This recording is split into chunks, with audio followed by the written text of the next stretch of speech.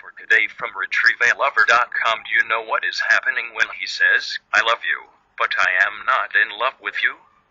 There are few things more painful than having that special someone say, "I love you, but I am not in love with you." What does that mean, anyway? Does it mean that he wants to leave? Has he found someone else? Or have you just become so boring that the sight of you makes him yawn? If your relationship has sunk into the doldrums, or the new one you'd like to have can't get off the launching pad, it pays to understand what he means when he utters that loathsome phrase. If you've been seeing a man for a brief time, or have only just recently made your feelings known, and he gives you the old, "I love you," as a friend line, well, perhaps you ought to believe him. In their book, He's Just Not That Into You, authors Greg Behrendt and Joy Tusilo look at the supposedly mysterious behavior of men not calling when they say they will, failing to pick up on obvious green light cues, not kissing you when they had an obvious chance to do so, and explain it in one simple phrase: "He's just not that into you." There may be ways that you can pique his interest, which we'll discuss below, but for now, don't spend too much time puzzling over what he means when he says he loves you, but he's not in love with you. Take it at face value: he cares about you, but doesn't feel that spark of passion.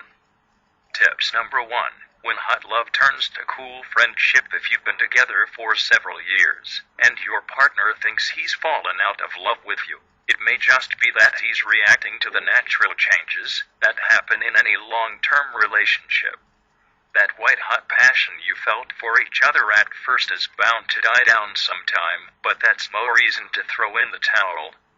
In his book Take Back Your Marriage, Sticking Together in a World That Pulls Us Apart, author William Doherty encourages couples to hang in there and work together to make it through the cooler periods of the relationship, trusting that it will, indeed, get better. Doherty blames our consumer mentality for our inability to tough it out through the rougher parts of marriage. He says that couples today view marriage as just another consumer choice, like picking a cell phone provider or buying a DVD player, and immediately think they need to trade it in as soon as it seems broken. A therapist and family social science professor at the University of Minnesota, Doherty writes, "While our contemporary culture celebrates the consumer pleasures of getting married, it undermines our prospects for a permanent marriage. In a me-first world, marriage is a we-first contradiction."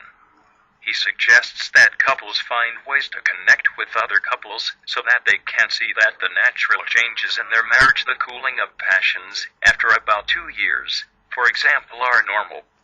Tip number 2.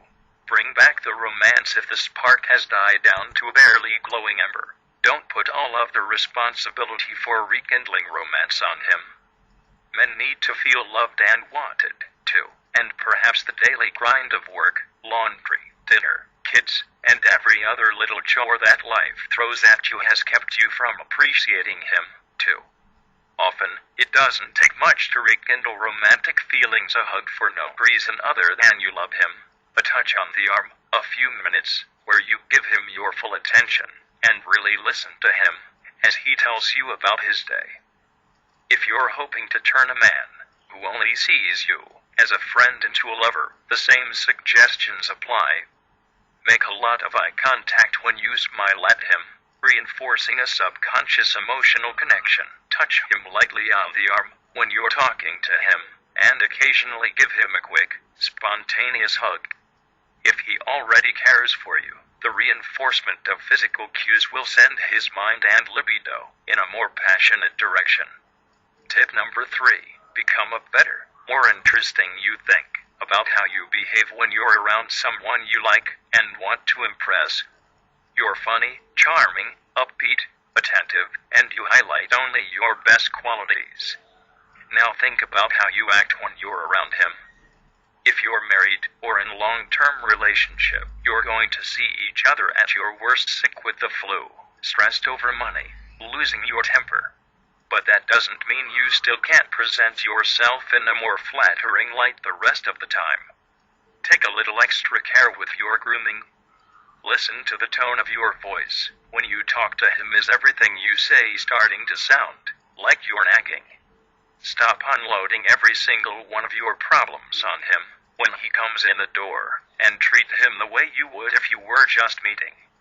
You may find that his feelings have changed for you, because you've changed. If he sees you can bring back the woman he fell in love with, those old feelings will come flooding back. The same thing works for that just friends guy that you'd like to become something more. Treat him less like a friend and more like a date. Do not tell him about other men you're attracted to, or talk about your period, or any of the things you'd discuss with a close girlfriend. Present your very best self to him, the way you would if he were a suitor and not a friend. And get him into a more romantic setting once in a while. Instead of hanging out at a coffee shop, meet him for cocktails in a bar with low, sexy mood lighting and dress appropriately. The change in venue may just change his attitude.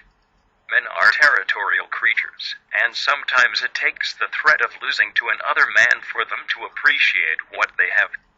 Yes, this is game playing at its most deceitful, but it's a game that's worked for women since Cleopatra's time. You do not want to drive him to anger, mind you. All you want to do is make him see you with fresh eyes. If the problem is a husband, or longtime boyfriend, who's cooling down, let him know that other men find you attractive. If someone pays you a compliment, say so. A casual remark, like, "Do you know, at the soccer game Billy's dad told me I had beautiful hair," is often enough to jerk a man out of complacency. If you make it a 1-2 punch by dressing a little nicer during the day and putting on makeup just to go to the grocery store, he'll take notice. For the male friend who's a cold fish, the best technique is to date other men.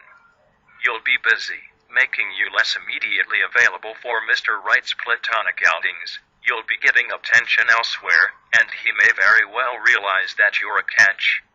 And who knows? You may end up meeting someone else who does appreciate you for the beautiful, interesting woman that you are, and your "I do not love you that way" fellow will end up on the back burner. It's rough when someone does not return your feelings, or when your partner's ardor cools. But with a little creativity, a bit of romance, and a lot of self-actualization, those embers can be rekindled into a roaring fire. If you'd like to know how you can get your ex-boyfriend back and save your own relationship, get our proven blueprints from RetrieveALover.com. We have even more videos, tutorials, and proven tips for you at 500secretsaboutmen.com too. So visit us right now.